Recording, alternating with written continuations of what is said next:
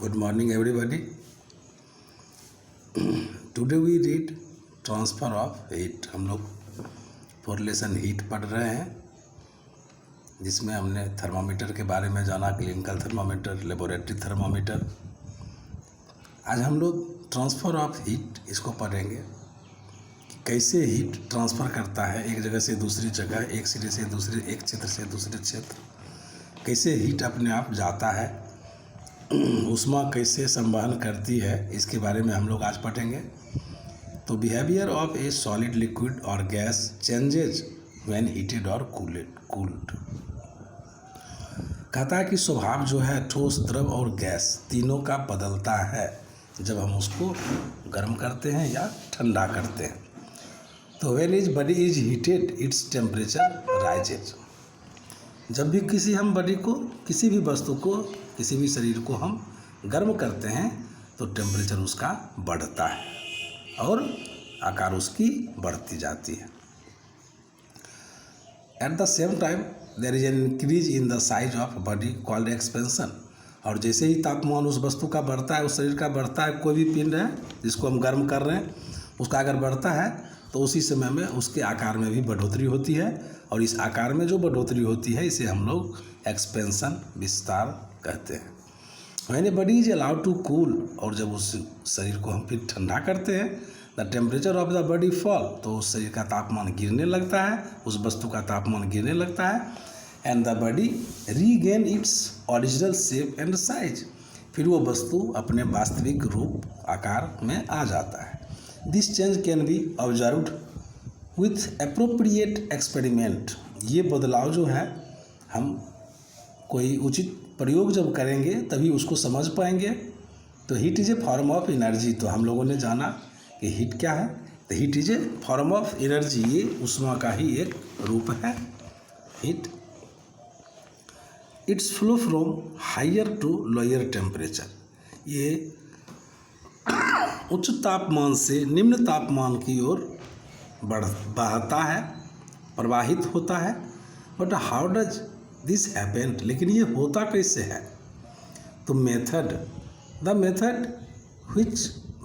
Method by which heat is transferred from one region to another are called modes of transfer of heat.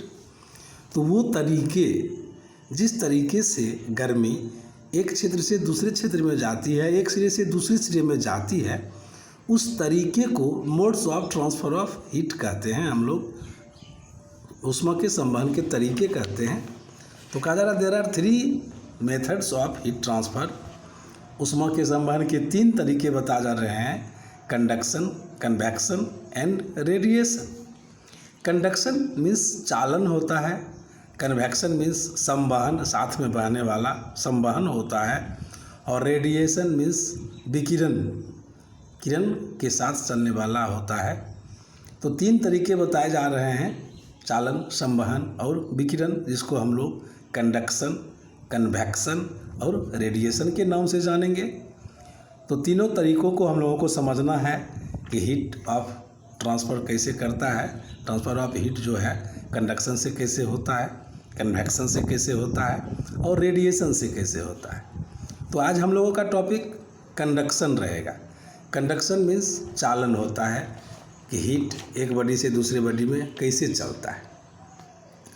In this process heat is transferred from the hotter to colder end of the object through the vibrations of its molecules about their mean positions.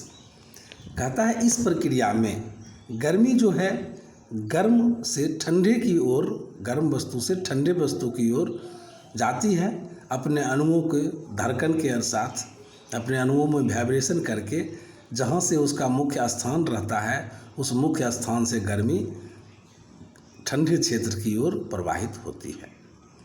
तो definition इसका है conduction का कि the process of transmission of heat energy in solid without the actual movement of particles from their position is known as conduction.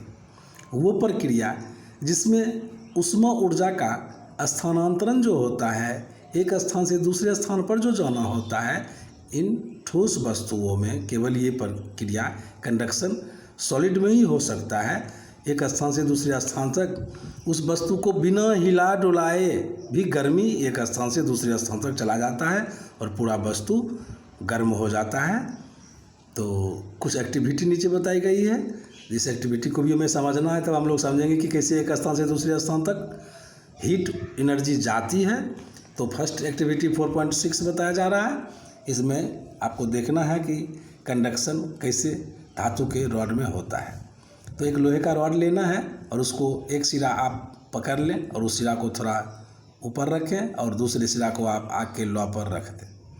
तो आप देखेंगे कि 1-2 minute के बाद ही आप उस रॉड को पकड़ नहीं पाते, जबकि आपने बहुत दूर में हाथ से पकड़ा हुआ है।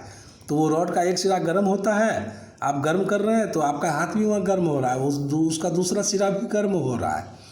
तो इससे आपने क्या जाना कि गर्मी जो है एक स्थान से दूसरे स्थान चली जा रही है और पूरा रॉड गर्म हो जा रहा है। इसी को कंडक्शन कहा जा रहा है। This activity show that heat is transferred through meant bye conduction. इस लोहे का रॉड जो एक सिरा गर्म की और दूसरा सिरा गर्म हो गया, इसको जानने के लिए हमने जो ये एक्टिविटी की, तो ये इसी प्रोसेस को, इस गर्मी के स्थानांतरण के, ट्रांसफॉर्मेशन के या ट्रांसफर्ड जो हो रहा है गर्मी, उसको हम लोग कंडक्शन मेथड जानेंगे। कंडक्शन मेथड से ही लोहे का रॉड ये गर्म हो गया है। दूसरा एक्टिविटी है कि अलग अलग धातु या अलग अलग मटेरियल में हीट जो है मतलब अलग अलग मेथड से प्रवाहित होती है, किसी में जल्दी किसी में देर से। तो इसको भी एक एक्टिविटी द्वारा बताया गया है कि एक ही लंबाई चौड़ाई का एल्युमिनियम और कॉपर 2 रॉड लेना है मेटल का, एक ही लंबाई चौड़ाई ऊंचाई का तख्ता टाइप से लेना है, टुकड़ा लेना है और 2 तख्ते लेने हैं, उस पर रख के उसको गर्म करने हैं, एक सिरे को गर्म करने हैं। लेकिन पहले मोम और छोटे छोटे गोली का बॉल ले लेना है जो दुकान में साइकिल विकिल में छर्रे के रूप में लगे रहते हैं, और वैक्स से उसको एक जैसे ही चिपका देना है। हम देखते हैं जब जिस प्रक्रिया से तस्वीर में दिखाई जा रही है, मेटल का बॉल निचली तरफ रहेगा और हम एक तरफ तख्ते को पकड़ लेंगे, दूसरी तरफ हम उसको गर्म करेंगे। तो देखते हैं कि तांबे वाले जो उसका जो रॉड है, उसका जो तख्ता है तांबे का, उसमें जो मेटल चिपका हुआ है बॉल, वो जल्दी जल्दी गिरने लगता है, जबकि एल्युमिनियम वाले में देर देर से गिरता है, लोहे वाले में तो और देर देर से गिरता है। तो इससे हम केवल ये जानेंगे कि the rate of conduction of heat differ from metal to metal. अलग अलग धातुओं में जो कंडक्शन होता है वो अलग अलग रेट में, मतलब स्पीड जो है उसकी अलग अलग होती है, चाल जो होती है अलग अलग होती है।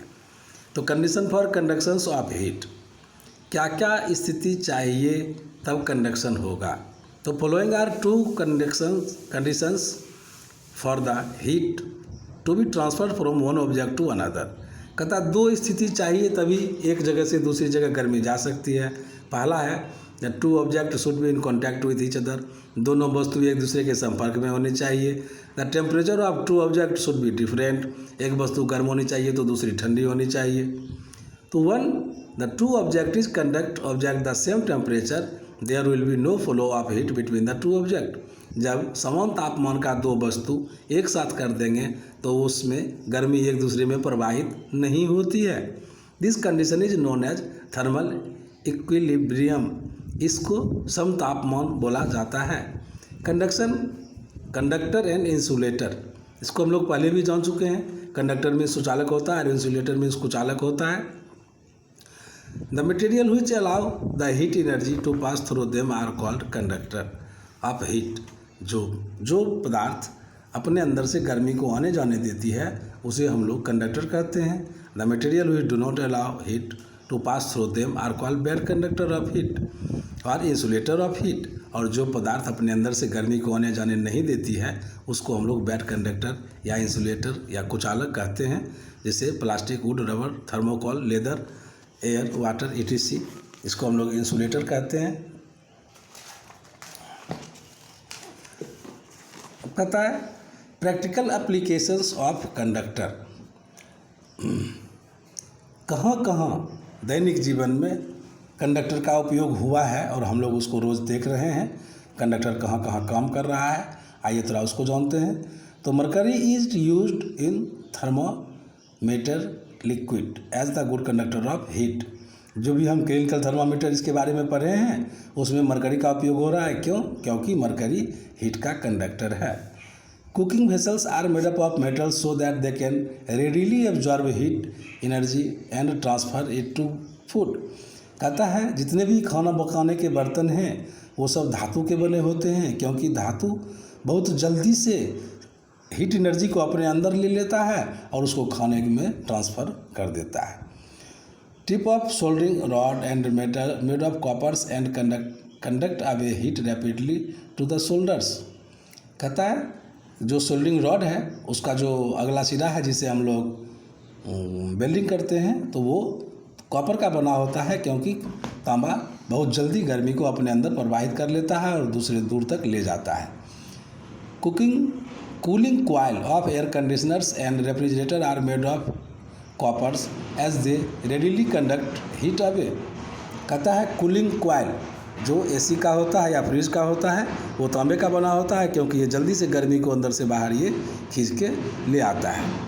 Copper tubing is use in automobiles radiations as it readily take heats from the hot waters coming from the side of the engines. Copper tubing पहले रेडिएटर का जहाँ यूज होता था वहाँ कॉपर ट्यूबिंग का यूज होता है, क्योंकि तांबे का जो ट्यूब है वो इंजन की गर्मी जो आ रही है उधर से उसको जल्दी से लेके वो अपने ट्यूब के अंदर से बाहर उसको कर देता है। तो जो हीट के इंजन के हीट से पानी गर्म होता है और उस पानी की गर्मी से कॉइल गर्म होता है और कॉइल अपने अंदर से उस गर्मी को बाहर कर देता है। तो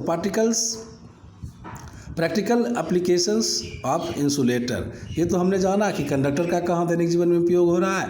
अब थोड़ा सा जान लें इंसुलेटर का कहाँ कहाँ यूज हो रहा है।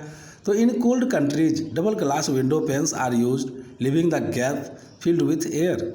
ठंडे देशों में उनकी जो खिड़कियों में शीशे लगे होते हैं उन शीशों में दो दीवार होती है और उनके बीच में हवा कैद रहती है और trapping air act as insulator. और वो जो बंद हवा है उस दोनों दीवार के अंदर वो इंसुलेटर का काम करता है। Does not allow heat from the rooms is escape, और रूम की गर्मी को बाहर नहीं जाने देता है। दस रूम्स कीप वार्म, और इससे वो पूरा कमरा गर्म रहता है। A newly made quilt is warmer than the old man once because the large amount of air in the trapped in the newly ginned cotton. कहता है नई बनी रजाई में ज़्यादा गर्मी लगती है पुराने रजाई के अनुसार, क्योंकि नई बनी रजाई में हवा ज़्यादा बंद है। As air the bad conductor of heat, जैसा कि हम लोग जानते हैं कि हवा को चालक होता है। It does not allow the heat from our body to flow out and hence we feel warmer. ये हमारे शरीर की गर्मी को जाने नहीं देता और हम लोग गर्म महसूस करते हैं। Slab of ice are covered with sawdust और gunny bags to prevent them from melting. बर्फ़ का जो सिल्ली ले जाते देखते होंगे आप लोग, तो उसको या तो सूती के बोरे में रखा जाता है या कुन्नी से ढक दिया जाता है, लकड़ी के बुरादे से ढक दिया जाता है। द सॉडस्ट और gunny bag contain a large amount of trapping air. चाहे वो लकड़ी का बुरादा हो चाहे वो सूती का बोरा हो, उनके बीच में हवा बहुत ज़्यादा कैद रहती है। विच एक्ट एज इंसुलेटर, और वो जो हवा उस बोरे में कैद है उसके कॉटन में कैद है या लकड़ी के बुरादे में कैद है, वो इंसुलेटर का काम करता है और prevent the heat from the outside to reach the ice. बाहर की गर्मी को बर्फ़ तक पहुंचने ही नहीं देता है। Eskimos make igloo out of straw to stay indoors. जितने भी एस्किमो बनाए जाते हैं तो उसमें खिड़कियां नहीं रहती है, वो अंदर में ही रहते हैं। तो क्यों ऐसा बनाया जाता है? तो ice made igloos trap A large amount of air inside it, क्योंकि बर्फ़ से बने हुए इग्लू तो उनके जो दीवार हैं उन दीवारों में बहुत सारी हवाएं भी मौजूद रहती है। So the igloo remain warmer during the several cold, और वो हवा इंसुलेटर का काम करती है और पूरे ठंडी वो इग्लू गर्म ही अंदर से गर्म ही रहता है। Handle of cooking utensil are made of bad conductor materials like bakelite so that hot utensils can be lifted safely. कहता है जितने भी खाना पकाने के बर्तन हैं उसके जो हैंडल होते हैं वो हैंडल्स बैकलाइट के बनाए जाते हैं, जिस प्लास्टिक एक तरह का होता है ताकि हम लोग गर्म बर्तन भी आसानी से उठा सकें। तो appliances like kettles, electric irons, electric ovens, soldering rods etc are provided with wooden और plastic handles because they are bad conductor of heat. जितने भी औजार हैं बिजली के, चाहे पेचकस हो, टेस्टर हो, चाहे आयरन हो, चाहे ओवन हो, चाहे सोल्डिंग रॉड हो, सबके ऊपर लकड़ी या प्लास्टिक का हैंडल लगा रहता है ताकि वो बैड कंडक्टर है हीट का, इसीलिए उसका हैंडल लगा रहता है ताकि हमारी सुरक्षा हो सके। And the heat from the hot appliance do not get conduct to our hand, और हम लोग हाथ से जब पकड़ते हैं तो नीचे की जो बिजली है वो हमारे हाथों तक नहीं आ पाती है। So we can handle them without any difficult, और हम लोग निर्द्वंद बिना किसी धोखे का, हम लोग बिना किसी कठिनाई का उसको हैंडल करते रहते हैं। तो थैंक्स बच्चों, आज हम लोगों ने कंडक्टर जाना, कंडक्शन को जाना, कन्वेक्शंस टुमारो। थैंक्स।